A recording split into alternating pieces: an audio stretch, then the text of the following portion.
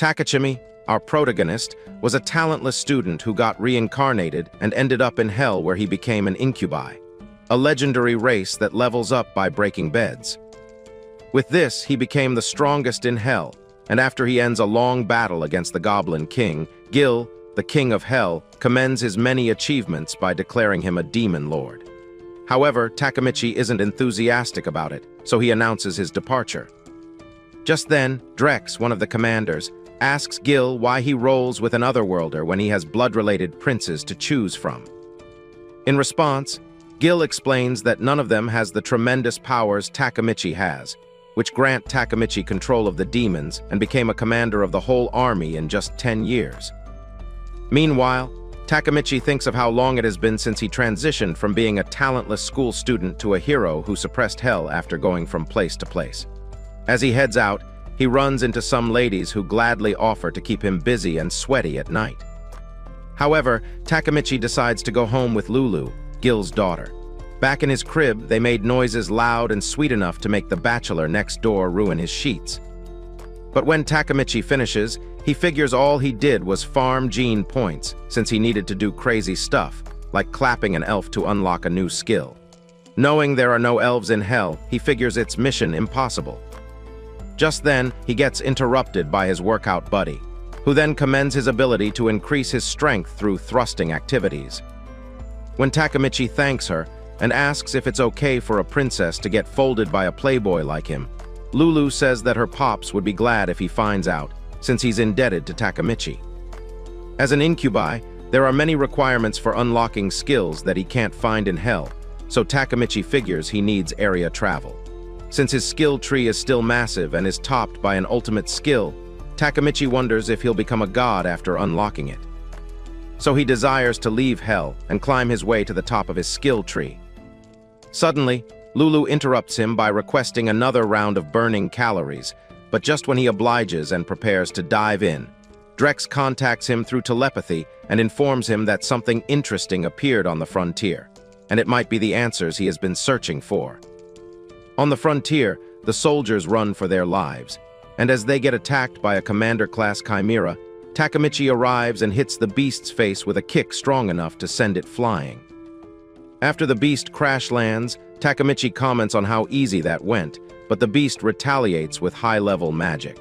However, Takamichi quickly casts a defensive spell and realizes the beast isn't from hell.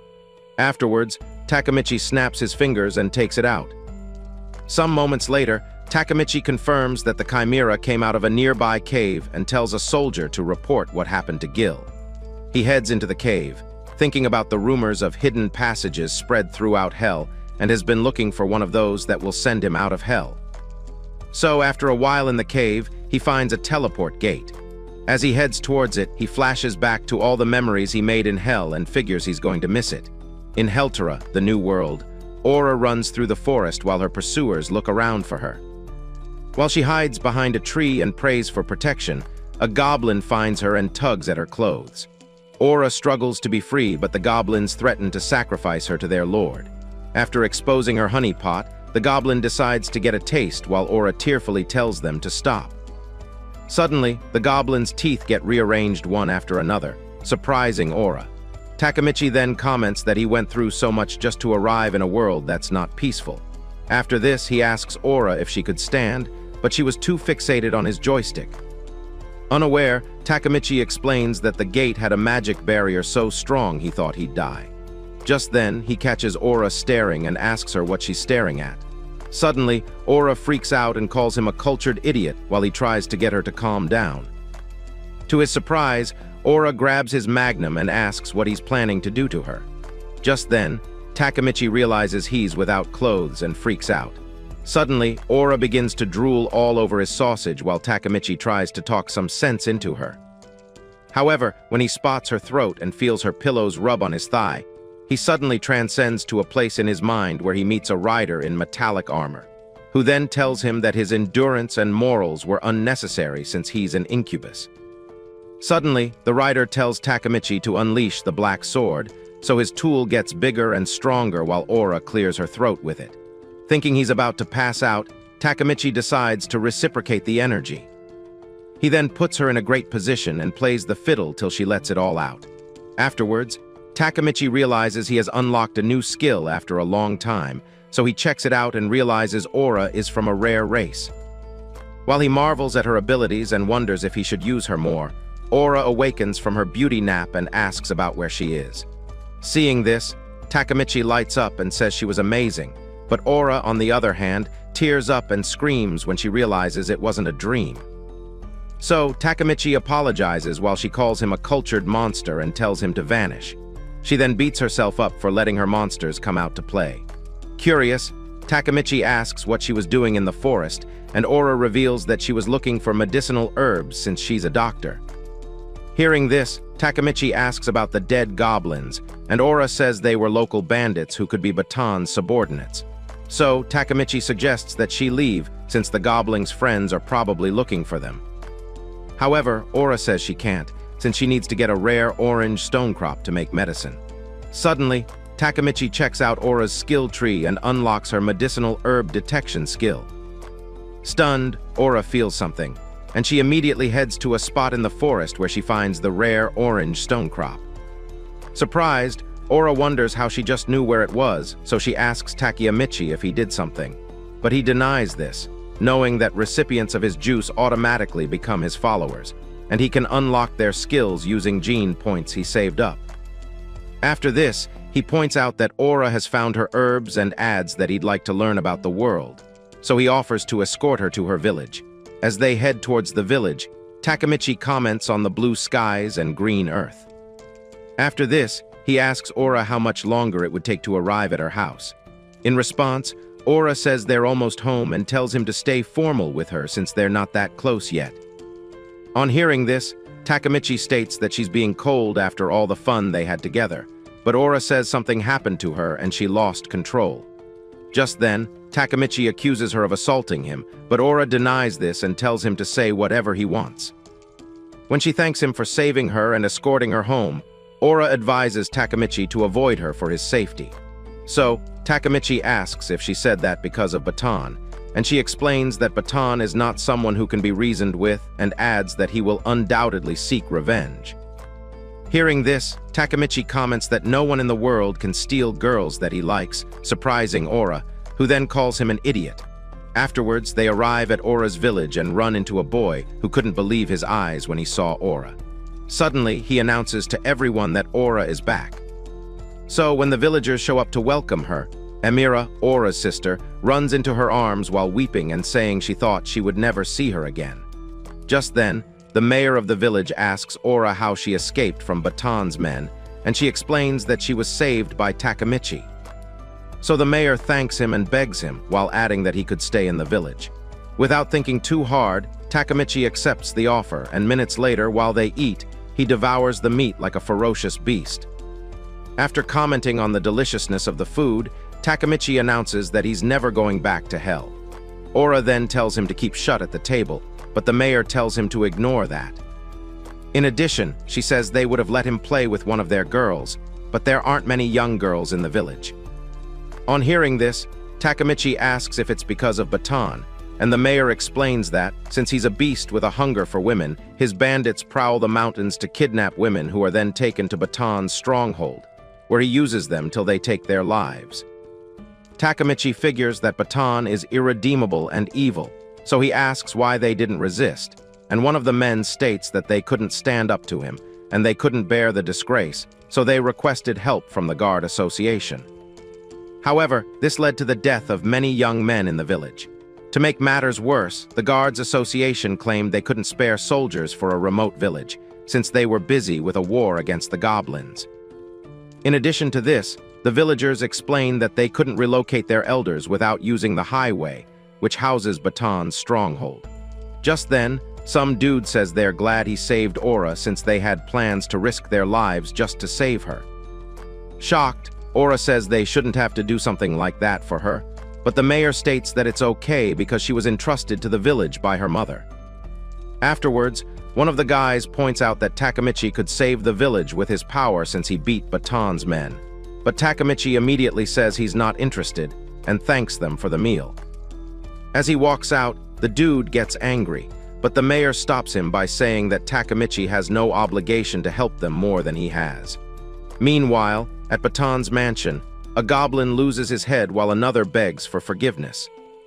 At the same time, some ladies entertain Baton with their melons and mouths. However, this doesn't quell Baton's anger as she berates the goblins for failing to seize a woman.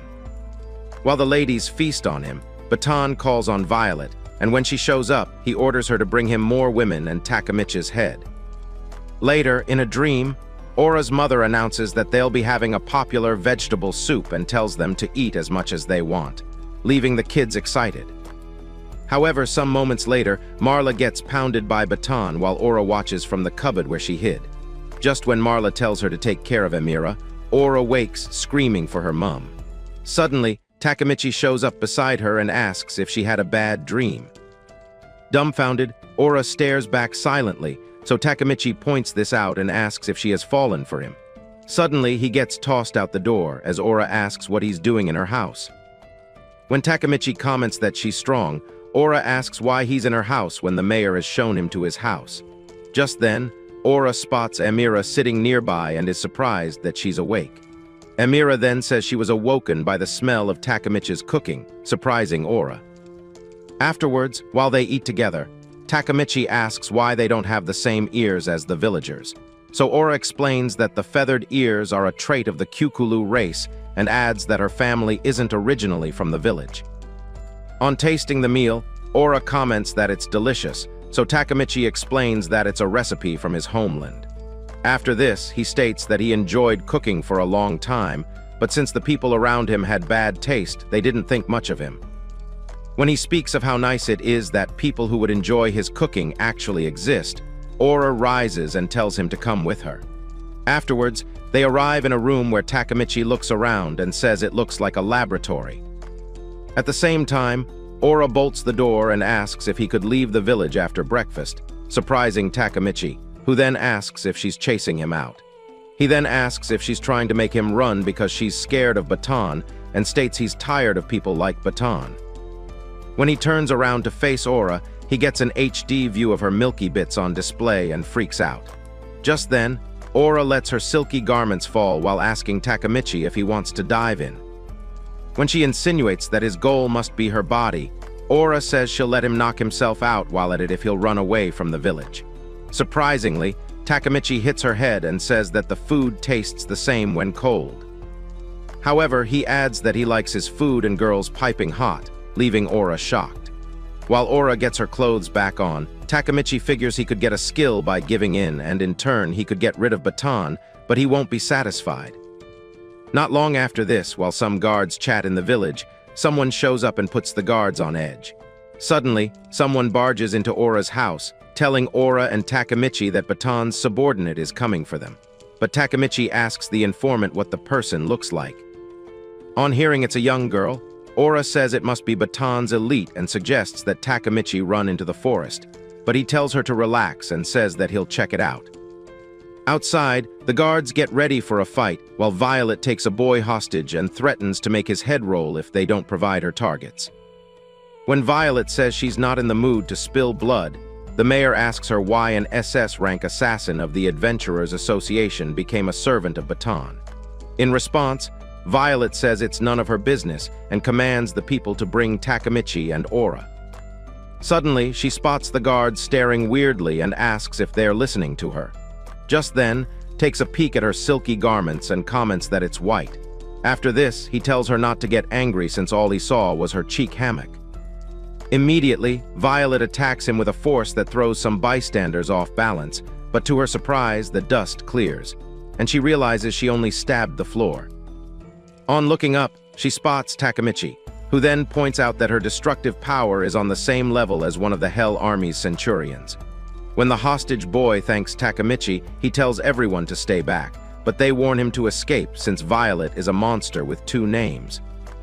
So they reveal that Violet once single-handedly subjugated a Minotaur and is responsible for ending so many famous people. But Takemichi only finds this interesting. So he wonders what skills await him at the end of her tunnel and grabs Violet's hand when she lunges at him. To her dismay, Takemichi grabs her Wonder Bubble with his other hand, surprising the bystanders who think he'll die for it. Mid-air, Takemichi gets notified of his first unlock while Violet grabs her knife to gut him like a pig. But Takemichi slices through the knife with his bare hands, surprising Violet as he knocks what's left of the dagger off her hands and pins her to the ground. Impressed by this, the bystanders comment on Takemichi's amazing taijutsu, so Takemichi offers to overlook her attack and even take care of Baton if she lets him hit it once. To convince her, Takemichi points out that a woman of her caliber shouldn't be allied with villains and says it's better for her to be free than to be enslaved. Suddenly, Violet activates magic circles with her eyes and shoots beams from them, which Takemichi barely dodges. Surprised, the villagers point out that it's the demon eye, which is an extremely rare skill that very few people are born with. Suddenly, Violet vanishes and reappears above Takemichi while holding his head. Seeing this, the villagers figure it's the end for Takemichi, and in seconds, Violet launches a devastating attack that blasts through a building nearby. After this, she catches her breath and states that the spell uses a lot of magic.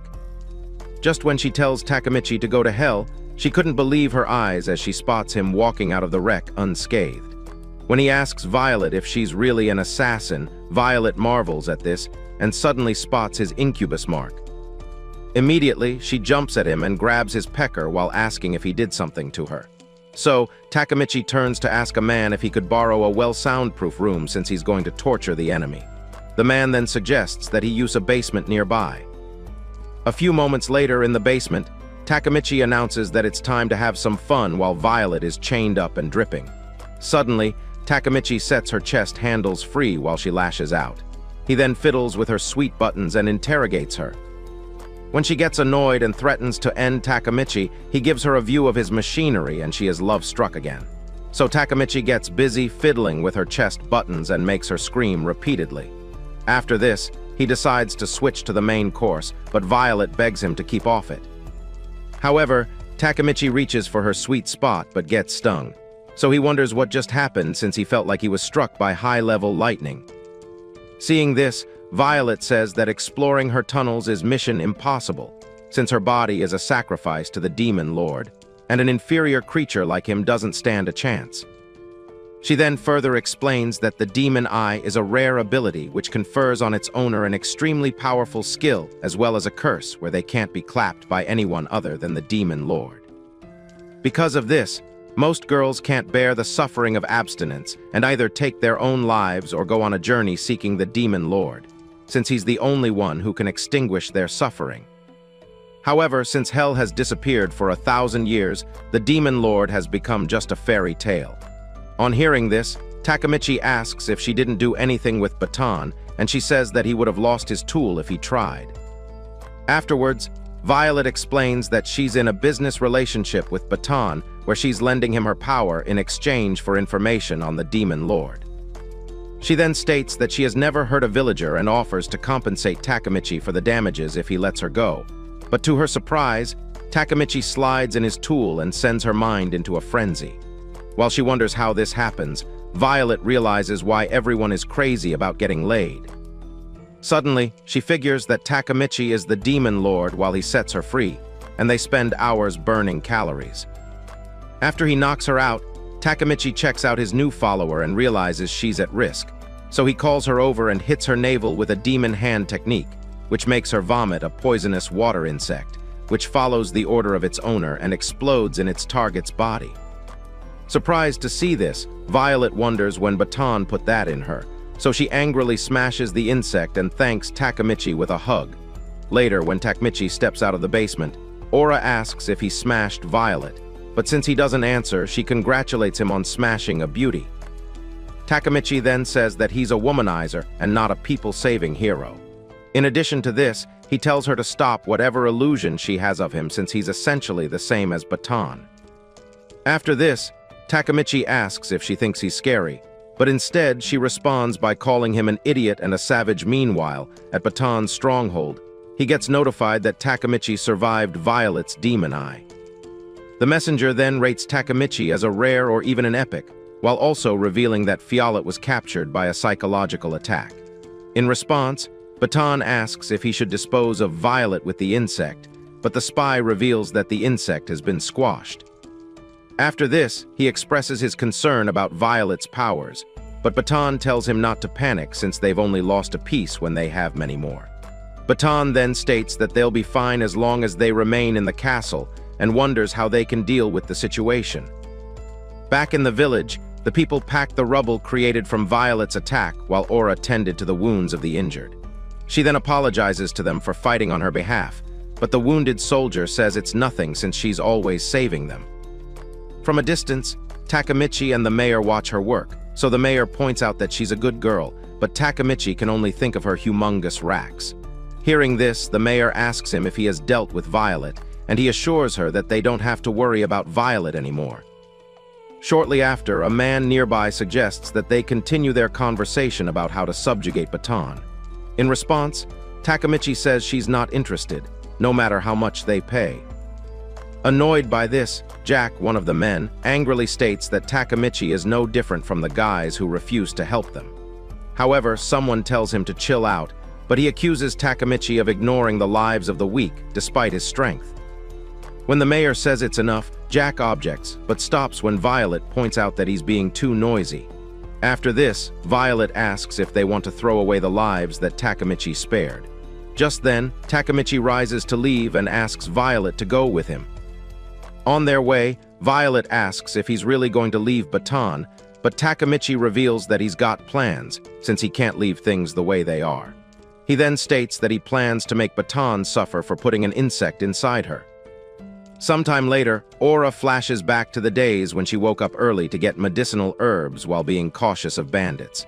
Because she had promised her mum to protect the villagers, she nursed the sick back to health. But because she had no power to fight, she was always protected. Aura has only ever been scared of being unable to protect Emira, so she hides and lives for this, only for people to die for her. So she wakes up one morning and is surprised to see more people in her house, with Emira and Violet requesting a plate of food from Takemichi. After they all ate together, Aura heads out to the wreckage and is surprised to find out that Takemichi took a hit without getting hurt. Just then, someone reveals that Takemichi possesses the strength of an SS rank adventurer, making Aura realize he's not just a stupid man of culture. So, Aura thinks about the changes she experienced since she met him. She could easily sense medicinal herbs when searching for them. Her physical strength increased, and she was also able to create a medicine that only advanced doctors could make. As a result of this, she recovered from the chronic illness she'd been suffering from for many years. So, after taking a bath, Aura combs her hair and laces up a dart with a poison lethal even for someone super strong. On checking Amira's room, Aura finds Takemichi sleeping right beside her, so she figures Amira won't be alone once she's gone. She then plants kisses on them and heads out, determined to end their problems for good. Shortly after, she arrives at Baton's stronghold and walks in like Wonder Woman. Amused by this, Baton identifies her as the girl of the Kyukulu race and talks about her looks. After checking her out, Baton tries a cliché line on her and states that he's pleased to please her. He then adds that he has a suspicion and asks why she showed up so suddenly and submissively. In response, Aura says she could never plan against him, but instead she came to negotiate. She then states that she'll serve him with her whole heart if he would release the village girls he captured.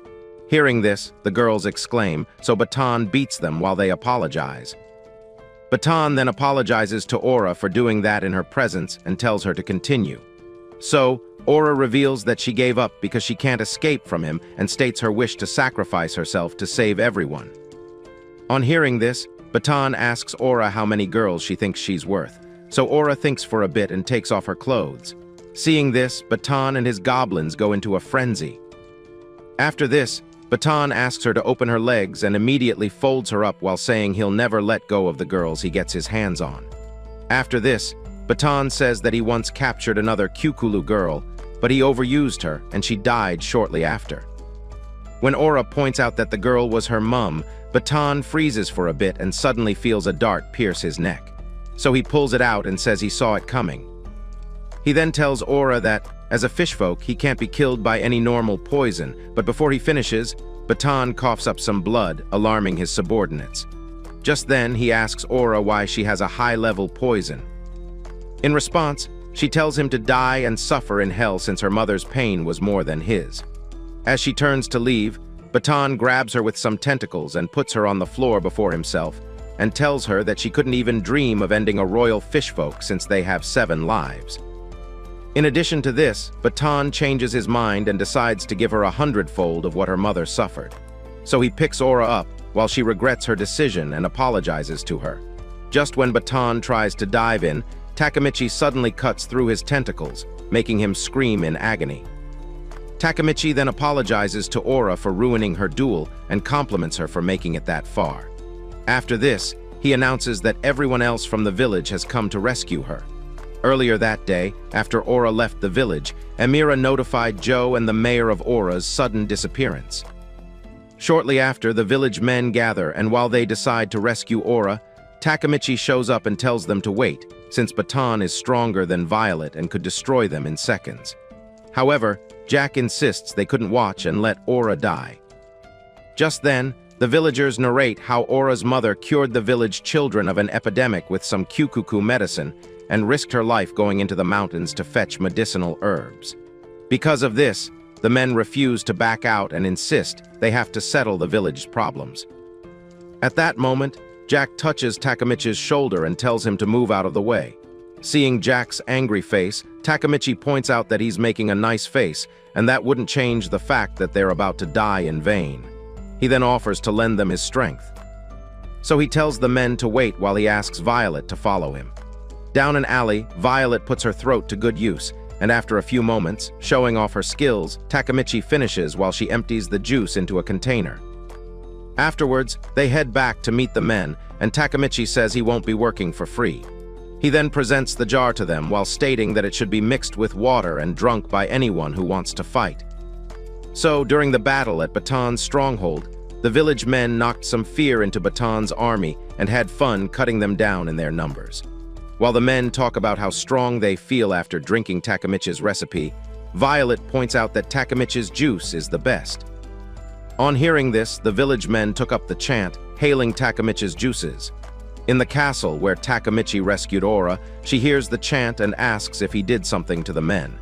However, Takemichi tells her not to worry about it, making Aura realize he's hiding something. Afterwards, Aura asks Takemichi if he won't be scolding her for challenging Baton and causing trouble for the entire village. But Takemichi rubs her head, saying he's not angry and commends her for everything impressive she has done all by herself. While they talk, Baton's tentacles dash towards Aura, but Takemichi quickly spots this and takes up Aura in his arms. After evading the attack, Takemichi points out that Baton has 7 lives and threatens to dispose of the leftovers quickly. Suddenly, Baton activates a magic circle and launches a tentacle tsunami attack, which surrounds them with tentacles. But Takemichi calls forth 4 demon gates, which then block the tentacles. Surprised, Baton wonders what skill it is while Takemichi retaliates by summoning spikes that impale Baton from the ground. After this, Takemichi taunts Baton by asking how many lives he's got left, but Baton angrily grabs a staff and summons a sea demon, which emerges from the ground and holds Takemichi in its hand. While Takemichi and the beast engage in a staring contest, Baton hypes the beast and tells Takemichi to prepare to be crushed. Suddenly, a larger arm shows up from the ground and grabs the sea demon while Takemichi points out that she doesn't like being held. On seeing this, Baton wonders what in the world he is while the battle goes on outside the castle. Takemichi evades Baton's tentacles and suddenly looks up to find mutant ninja turtles heading his way. However, in one swift move, Takemichi makes their head fly and almost gets eaten by a shark, which appears out of nowhere. But he manages to chop the shark into pieces. Takemichi then tells Baton to quit throwing weird seafood at him, while Baton thinks about the 3 lives he's got left. When he figures that Takemichi didn't get a scratch despite his endless attacks. While watching Takemichi and Aura play lovers in paradise, Baton tries to figure out Takemichi's rank. Suddenly, one of Baton's men rushes in and claims that the summoning team is ready. Surprised to hear this, Takemichi asks Baton if he's not done yet, but Baton seizes the kidnapped village girls with his tentacle and throws them in the air. Annoyed by this, Takemichi rushes to save them while telling Baton not to throw girls into the air. So he catches the three girls midair with a secret technique and is about to taunt Baton again when Aura screams for him to check his hands. Just then, Takemichi realizes he jumped over a strong casting circle and wonders what the circle is. So, Baton strikes the ground with his staff and summons the founding fish person in exchange for one of his lives. When the summoning works, Kanaloa, the founding fish person, stares at Takemichi while Baton informs him that Takemichi is an enemy of the fish people. Baton then asks the founding person to lend him his strength, but Kanaloa states that the era's royalty are pathetic. However, because he can't just leave, Kanaloa introduces himself as the Lord of the Sea and tells Takemichi not to bother introducing himself, since he'll soon be slaughtered like others. However, Takemichi raises his demon sword, which then engulfs Kanaloa and leaves Baton gobsmacked. After this, Takemichi asks Baton if he just played his trump card and insinuates that it was boring. While Baton trembles, Takemichi suggests they end the duel, but Baton hurriedly checks his inventory for any items to use. After using a chakra of flame, a giant sea urchin, and a rosary on Takemichi, none of the items were delivered, so Baton trepidates and figures he has nothing left but a holy lasso. So he ties Takemichi up with the lasso, so Takemichi tries to break free of it and realizes he can't use his strength. After he tries to move, Takemichi figures he couldn't, so he wonders what's wrong and on checking his dashboard, gets a warning that he's been contaminated by light magic. Just then, Takemichi checks his light resistance level and figures it's still at 0. Since light magic is not a threat in hell, demons are extremely weak against light magic. While Takemichi blames himself for not leveling up, the ladies wonder what's going on with him. Suddenly, Baton sends him flying with a hit from a giant tentacle, and when he hits the ground, Baton realizes he's not that invincible. Baton then reveals that the item he stole from the church worked. So he captured the ladies with his tentacles and picks Takemichi up too, while announcing that it's time for payback. Not long after this, Baton takes them to a hole in the ground and holds Takemichi over it. He then states that the pit contains the river of deadly poison, which is said to flow straight from hell. Hearing this, Takemichi and the ladies were surprised. So Violet asks why a torrent of black magic is hidden in his castle. Baton then reveals that someone who found the traces of hell on the spot ordered him to build a stronghold and keep guard. He then chips in that even a powerful hero class would melt in the river of hell and suggests that Takemichi take a bath in it. In response, Takemichi says that he'll regret his actions, but Baton says he won't regret crushing an insect like him. So he tosses Takemichi into the river of hell and bids him farewell. As he drops into the river, Takemichi wonders if it's the end for him, while Violet screams his name. Afterwards, Baton announces his intention to cook Violet and Aura, but when Violet resists, he tells her that the mucus from his tentacles has a magic sealing effect and asks if she's been able to use her demon eye. Baton then tries to insert another insect directly into Violet while explaining that the first one was put in a drink. Ignoring this, Violet insults him for ending Takemichi, but while Baton taunts her, he feels a large sword run him through and screams. When he collapses, Takemichi reminds him of his promise to make him regret his action and comments that his trip to hell was relaxing since the holy lasso got melted in the heat. Baton then says that it's impossible that Takemichi escaped the river without a scratch, but soon realizes that he's from hell. Shortly after, the village men arrive and announce that Baton's army has been taken care of. Suddenly, the kidnapped village girls spot their relatives and begin a mini reunion. Baton, on the other hand, figures that the sword inside him drained his magic, leaving him useless. However, he notices that he's neither bleeding nor in pain, but he feels good. Takemichi then reveals that he's healing Baton with his magic, since it's not enough to slay him just once. While Baton calls Takemichi a devil, Takemichi hands Aura a knife and tells her to stab him as many times as she wants, but Aura says she's fine since they already ended him once. Hearing this, one of the kidnapped girls takes the knife and approaches Baton as he begs her to stop. After this, he threatens to slaughter every one of them and burn down their villages for acting rudely towards him. Annoyed by his audacity, everyone jointly hacks him into 1,000,000 pieces. While he bled out and begged for death, Takemichi announces that it's his turn, and on snapping his fingers, Baton finds himself floating in the dark. Suddenly, he finds a girl feasting on his sausage and figures he had been dreaming all along. Just when he thinks there's no way someone as powerful as Takemichi could exist, the girl immediately changes into a ferocious monster feasting on his sausage while he's locked up. Shortly after, Takemichi enters to ask how he's feeling. He then offered to heal him and opened the gate for more monsters to show Baton a great time. Later that day, Takemichi heads to the roof and bumps into Violet, who then points out that half of the day is gone. Hearing this, Takemichi realizes why he feels tired and sleepy. So he heads to the roof, where Aura was sitting, and grabs her melons like stress balls. Sometime later, the village was named after Takemichi, to pay him for fighting for them.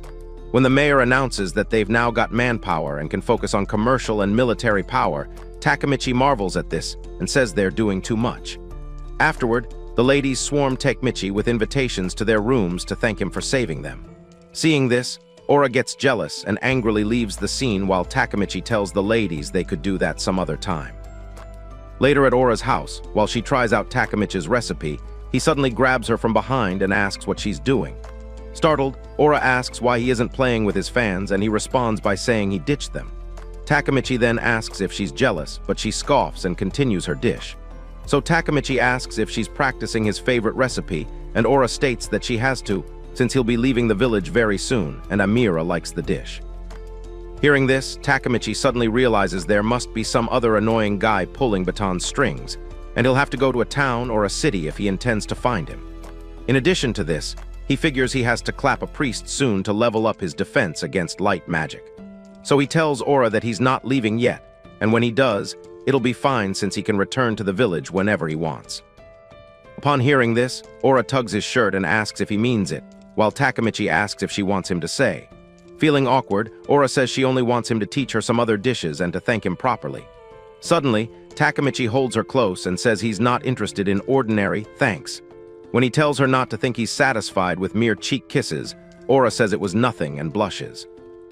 She then locks lips with him, surprising Takemichi, who then tells her to quit acting innocent since it's not her first kiss. After this, he asks Aura what he should do next, and she tells him to follow her. Moments later, silky garments flew off, and Takemichi enjoyed the view. He then gets hands-on with her knockers while she makes happy noises. After playing around for a bit, they move to the main course, and Takemichi takes her to paradise. Later, Aura reminds Takemichi that he said he was interested in her, and asks the "what are we now" question. In response, Takemichi exclaims and reveals that he was merely impressed by her talent as a doctor, shocking Aura. For damage control, Takemichi blabs about how he's been with many women, and suggests she make a drug to help him keep the numbers down. While the rage machine in Aura boots, Takemichi also requests an aphrodisiac for his companions, and chips in that they could sell it, annoying Aura, who then screams, calling him a devil. Somewhere else, some nun gives a malnourished man the best ride of his life and asks him how it feels. When the man says he can't believe a commoner like him would ever get the opportunity, the nun tells him not to say that. Suddenly, the man announces that he's about to flood the pipes. After they're done, the nun says that the ritual is over, surprising the man. Just then, another nun chops him in half with a butcher's knife, making him scream. After this, the noonie insinuates that tasting from her honey pot comes at a cost, so while the nuns pray, she states that it had to be done to stop the disaster coming to Heltera. Meanwhile, Takemichi and Violet swim in the river of hell, and Takemichi asks Violet what she thinks of it. In response, Violet says that it feels like her magic is slowly recovering, and adds that she has acclimated to the dark magic. Suddenly, Kanaloa comments that having an open-air bath in the river of hell is a crazy idea and asks how Violet is calmly soaking in dark magic without consequences. In response, Takemichi rebukes Kanaloa and explains that, as his follower, Violet has become accustomed to the energy of hell. He then asks Kanaloa when he made a stone throne. As an ancestor of the fish people, Kanaloa's soul has been preserved by a spell, so after he was swallowed by Takemichi's sword, Takemichi hears him beg to be released from the sword. Since he seemed really strong for a hero class and also knows a lot about hell and the world, Takemichi signs a contract to revive him, but hasn't found a suitable body yet.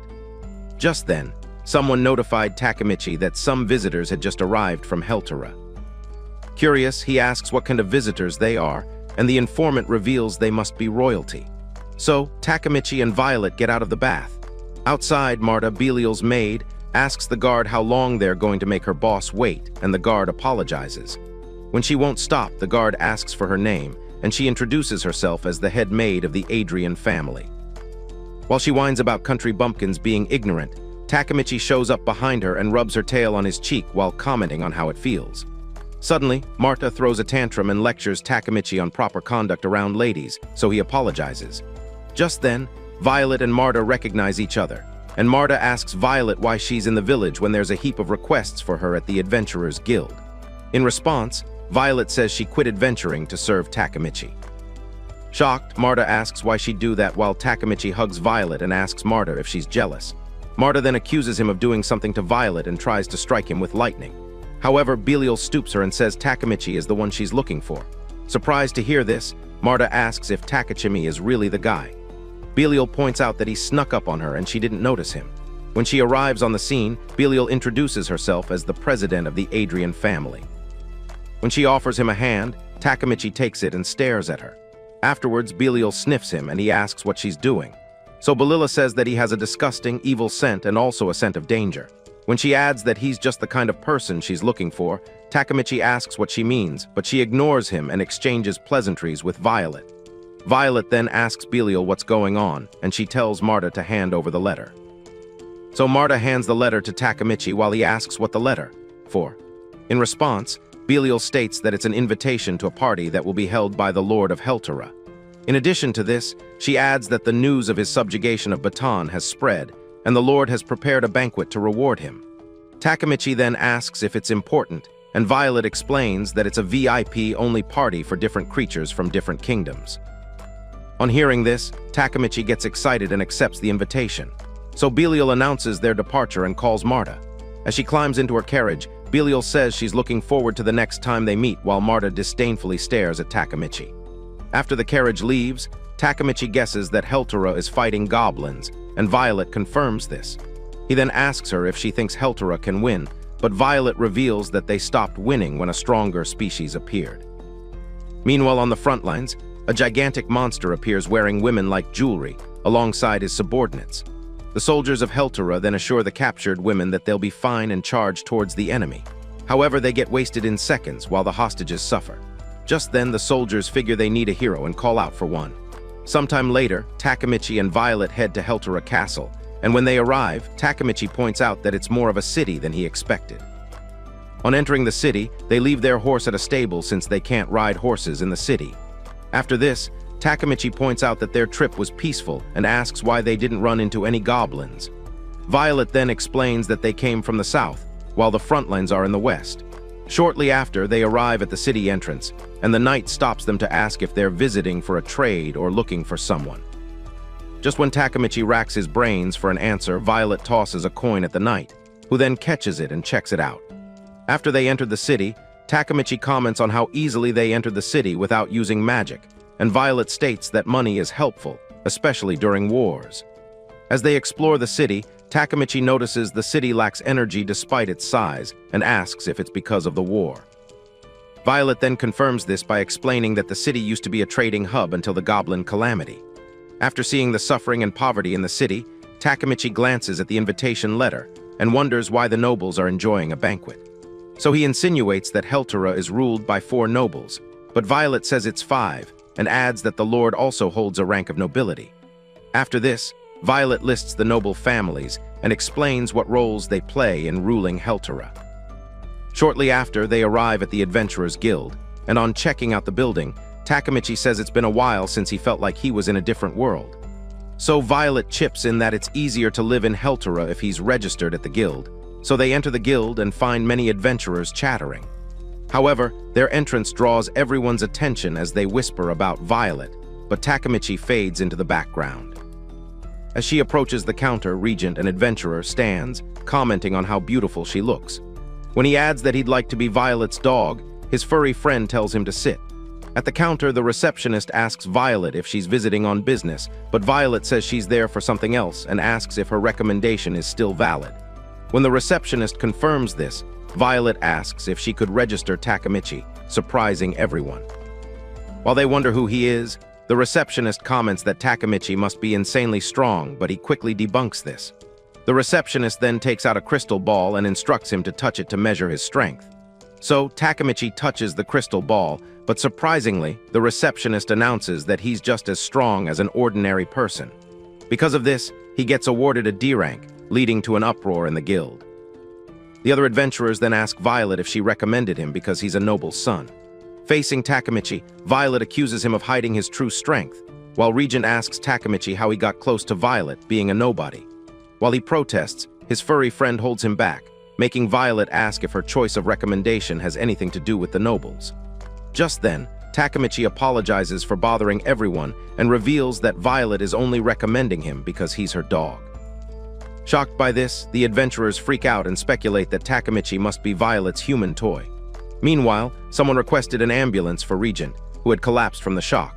When Takemichi was asked what it entails being a dog, he explains that he gets stomped and sat on to please his master. Suddenly, the adventurers ask him for tips on how to become Violet's dog, leaving Violet surprised. Meanwhile, somewhere else, Helena, Belial's sister, comments that Violet picked up a new toy when she was away and expresses her wish to play with it too. Later at the Female Martial Arts Guild, Takemichi challenges the ladies to a duel and offers to do whatever they want if he loses.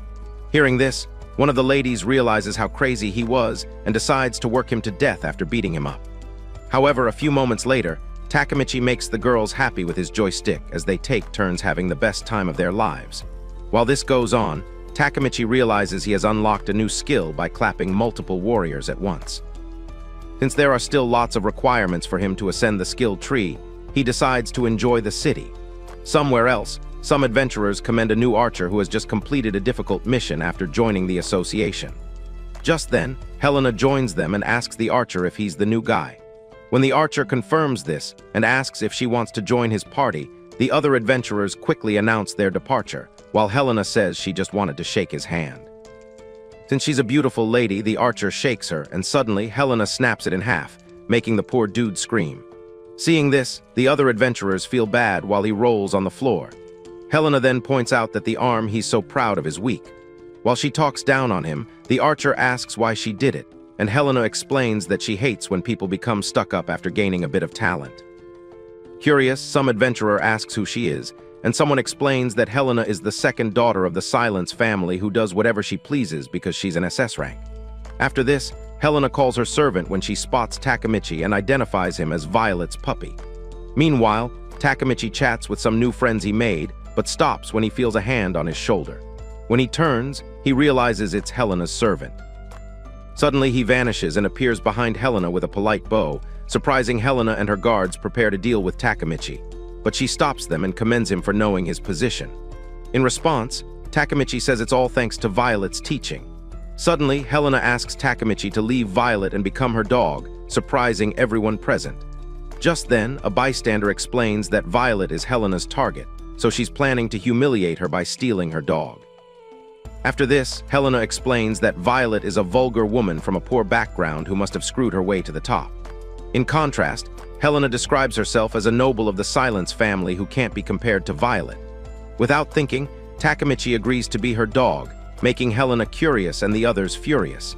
Seeing this, Regent slams the table and wonders if Takemichi is trying to embarrass Violet. Just then, Helena points out that it's too easy and wonders if Takemichi is trying to tease her. So she decides to test him by commanding him to kneel and lick her shoe. Hearing this, Regent charges Takemichi to avoid bringing shame to his master. But when Helena offers her boots and asks Takemichi if he would lick it, Takemichi grabs the opportunity, but takes it too far, making her waters break as she screams for him to stop. Seeing this, the eyes of the bystanders almost pops out of their sockets, while Takemichi shows Helena his flagpole and makes her freak out. Later at Heltera Witch Academy, some witches discuss the rumors about an amazing magic professor who taught the last class just one lesson and increased their level of magic. Hearing this, Melody says she doesn't believe it, while Luna doubts it too. Suddenly, someone welcomes Takemichi into the class, and he walks in accompanied by some ladies, asking when he'll return to their class. While Luna wonders why he's so popular, Takemichi adjusts his glasses and points at her. When she walks up to him, Takemichi asks if she wants to get strong, and she responds by saying any student of the academy would pay whatever it takes to become strong. So Takemichi whips up a suspicious-looking box and asks her to look into it. When she hesitates, Takemichi asks if she doesn't want to become strong, and she asks if all she has to do is look. Curious to see if it's a spell written in the box, Luna looks in, surprising her friends, who then rush to open the box. However, they find her slurping on Takemichi's candy stick, so Melody grabs Luna and asks Takemichi what he did to her. However, Melody also spots the sign and gets friendly with the candy stick, surprising everyone else in the class. Just then, Takemichi calls everyone's attention while juggling Luna's massive balloons and announces that he'll commence the special lesson. Some moments later, the class turns into a ditty party. The next day, Luna realizes her magic has become stronger, and before long, everyone in the class chats about how they've leveled up after enjoying Takemichi's class, while he spends 2 days in bed to recover. Sometime later, Violet walks through a mini crowd and announces that she brought some tea when she spots Takemichi slurping up Helena's rice cakes. Annoyed, Helena kicks him in the face and levitates while engulfed in flames. She then accuses Takemichi of dirtying her noble body and decides to burn him to a crisp. While the bystanders flee to avoid being burned, Takemichi figures Helena must be pretty good since she's better than most magic users. Suddenly, Helena activates her dragon fire explosion magic, which summons flaming dragons to attack Takemichi. However, after the explosion, the rubble clears, and Takemichi stands unburned, surprising Helena. Just then, a whirlwind clears up the smoke, and Helena figures it's Violet, so she says she has been waiting for her and adds that she should make the owner pay for her dog's crimes. Suddenly, Violet flashes across the room and appears behind Helena, who is shocked by her speed. However, when Violet strikes Helena, she gets repelled by an explosion, making her realize Helena has a passive flame shield. Excited, Helena tells Violet that she's not the only one who has improved, so Violet activates her evil eye and casts a circle with which she attacks Helena. But this only makes Helena's flame shield stronger, so she announces that Violet's wind only strengthens her fire. After this, Helena fires more attacks at Violet and hits her in a few places, but she refuses to back down and figures that she could destroy the fire shield by trapping air, which is the combustion material. Suddenly, Helena increases the power of her shield and states that Violet's wind magic is useless since it'll get engulfed by fire. Suddenly, Violet does her thing and traps the air within Helena's flame shield. While Helena realizes her shield won't last, Violet announces that her wind isn't magic but a privilege given to her by a demon. She then holds a knife to Helena's throat and adds that the nobility can't defeat her. Afterwards, Helena admits defeat and asks if there's a way she could beat Violet. In response, Violet says she's just not talented enough. On hearing this, Helena lets her inner demons out to play just to prove she can win. Helena's aide then dissuades her from using her ultimate spell, but she goes ahead and lets it all out. As a result of this, the flames blast Violet out of the building while Helena goes after her. She then states that the spell costs her vitality and threatens to erase Violet's weak wind magic with her flame. Suddenly, she summons a massive fireball in the sky, which sets the nearby roof on fire. Violet then tries to defend herself with different spells, but they don't work, so Violet tells her to stop, since the combustion will be bigger than she can control. But since Helena wouldn't listen, Takemichi blows out the fire with his mouth, surprising Helena that her flames could be erased in a single blow. After this, the wind blows on bystanders, and they think it's a tornado. However, someone states that Helena's transformation magic just got cancelled. Suddenly, Helena drops to the ground while her servants run towards her. Just when Violet tries to commend Takemichi for saving her, he shuts her mouth and reminds her that he's yet to overcome his weakness to light magic. So Violet asks why he was getting involved with Helena, and Takemichi explains that things would be easier if they win her over, since she's a daughter of one of the nobles. Meanwhile, Helena berates Takemichi for humiliating her repeatedly and threatens to end their relationship. But she passes out and begins to get lean. Shortly after, Irina, a healer, was summoned to treat her, but she tries and reveals that her remedy magic isn't helping. However, when Helena's subordinates beg her to find a way, Irina explains that it's not an injury or illness. In addition, she explains that the spell should be fatal to Helena since she only used it once.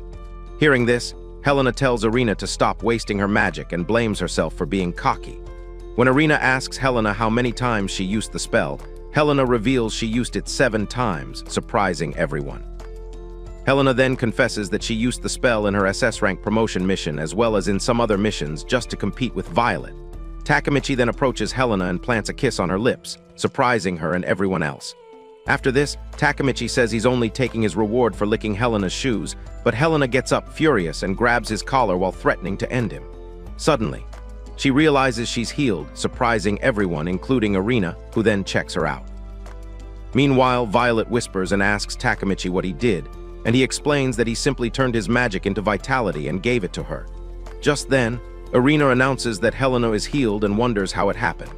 Helena then commends Takemichi for it and asks him to tell her how he pulled it off, but Takemichi says it's nothing and announces that its side effect is about to kick in. Suddenly, Helena gets startled as she jumps at Takemichi and straddles him. Confused, Helena asks what's happening since her body, moving by itself. When she calls Takemichi a man of culture, he claims he's not doing anything. Suddenly, Helena exposes his sausage and feasts on it ravenously. Meanwhile, Irina stops Helena's servants from interrupting since it might be part of Helena's complete recovery. After this, she states that the vitality in her is out of control, just like her lust. So she offers her honey pot to Takemichi, and he feasts on it.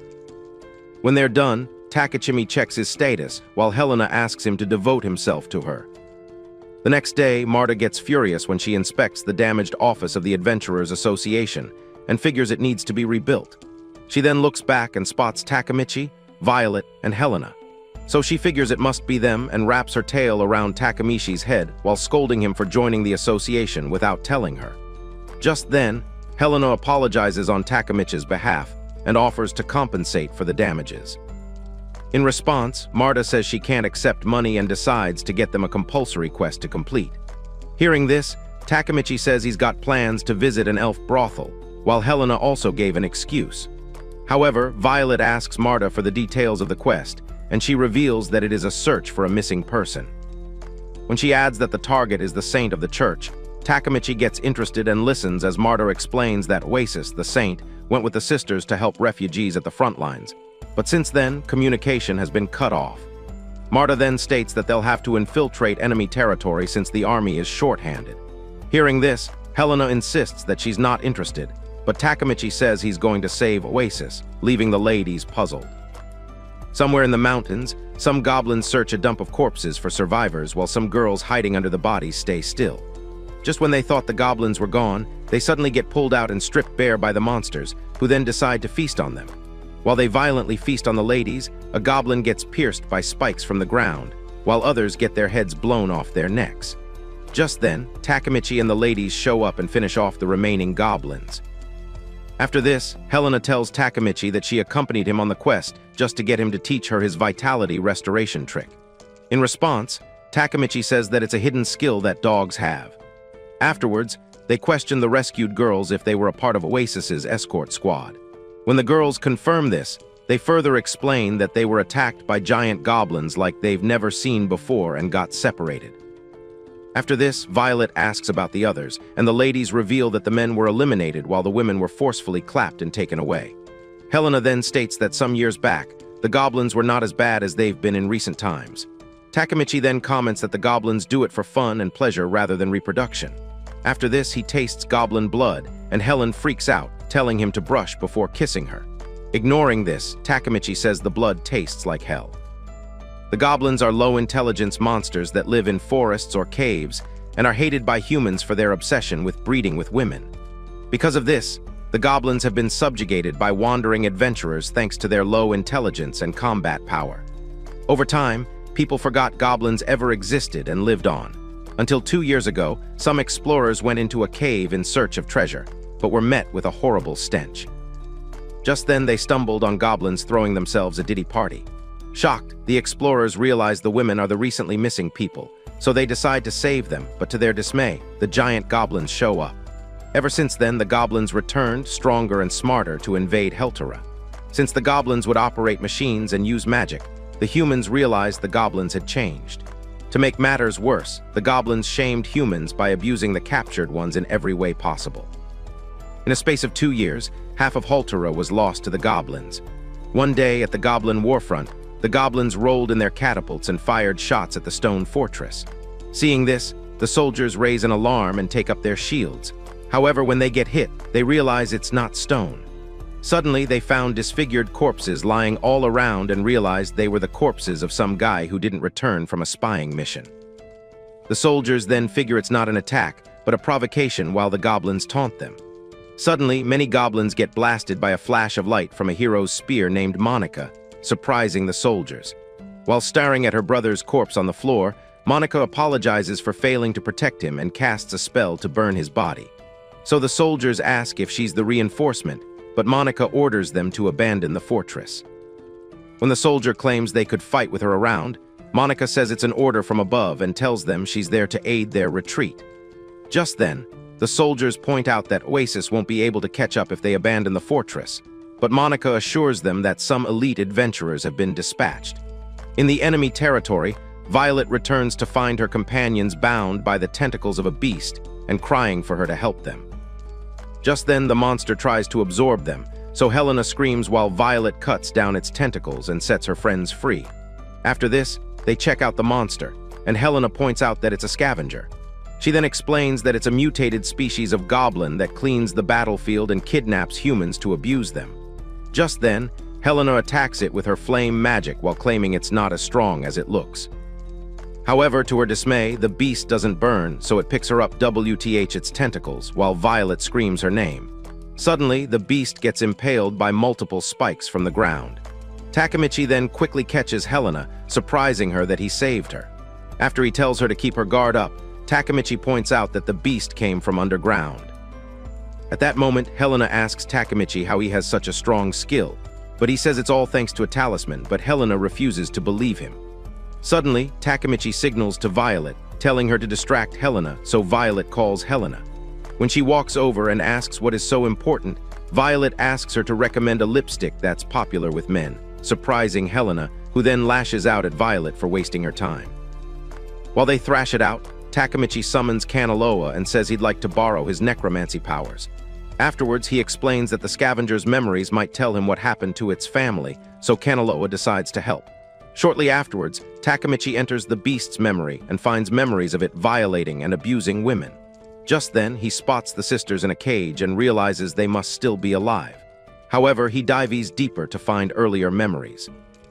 Not long after this, he finds the memory of the goblins when a woman offers to give them power. On looking closer, he realizes her black magic is pure and similar to that in hell.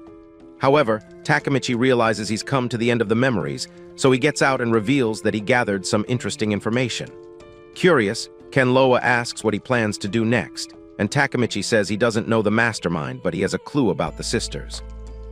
So he announces that he's leaving to save the sisters while staring into the hole the monster dug. Kanaloa then points out that it's dangerous, but Takemichi says he'll slay ministers if he finds them and clap women if he finds them.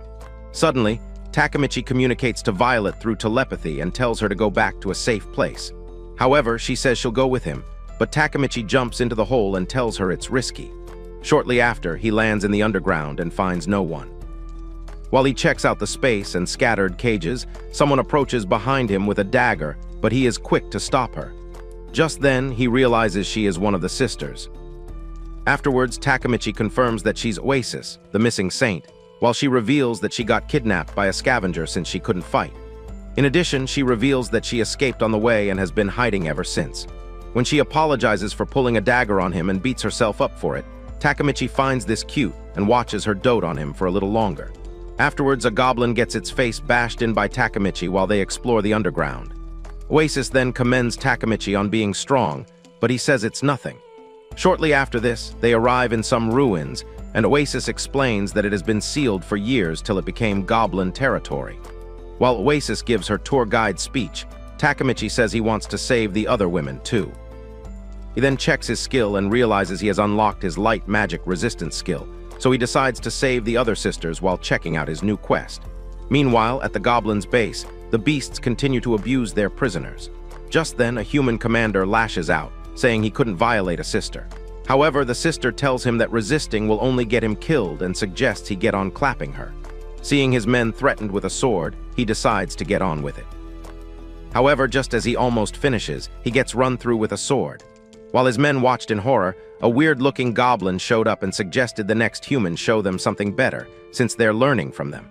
Shocked to see a goblin speak, the humans freak out. So the goblin tells the next human to show them something good to avoid getting slain too. So the dude takes off the sister's shoes and shows them how it's done with the feet. Amused, the goblin tries it and smiles, making the dude ask if he feels good. However, he gets his skull bashed in for coming up with such a lame idea. After this, the goblin says that he thought of something better and pierces the sister's foot with a sword and says that if there's no hole, he has to create one. Suddenly, someone shows up and asks the goblin to stop, annoying the goblin, who then asks who he is. Just then, the goblin's head gets pierced by an arrow, surprising the humans, while the goblin wonders where the attacker is. Out of nowhere, someone jumps and smashes a giant goblin's skull with a giant hammer. Just then, Amos, Irina, and Sumi, the elite adventurers sent by the association, announced that they had come to save the people. Back in Heltora, Marta informs Belial that elite adventurers have been dispatched and should safely rescue the sisters. In addition to this, she adds that a majority of the enemy large goblins have been conquered and chips in that the nobles are starting to get serious. After this, Marta asks Belial if the war will end soon if the heroes start moving, but Belial tells her not to get complacent, yet since several unheard things have occurred in the past years. After she states that a danger that exceeds their imaginations could appear, Belial rises and suggests they return. Meanwhile, at the goblins' base, multiple goblins attack Amos, but he pulls a backflip and fires a fatal arrow that hits multiple goblins at once. At the same time, Sumi bashes multiple goblins into each other with her giant hammer.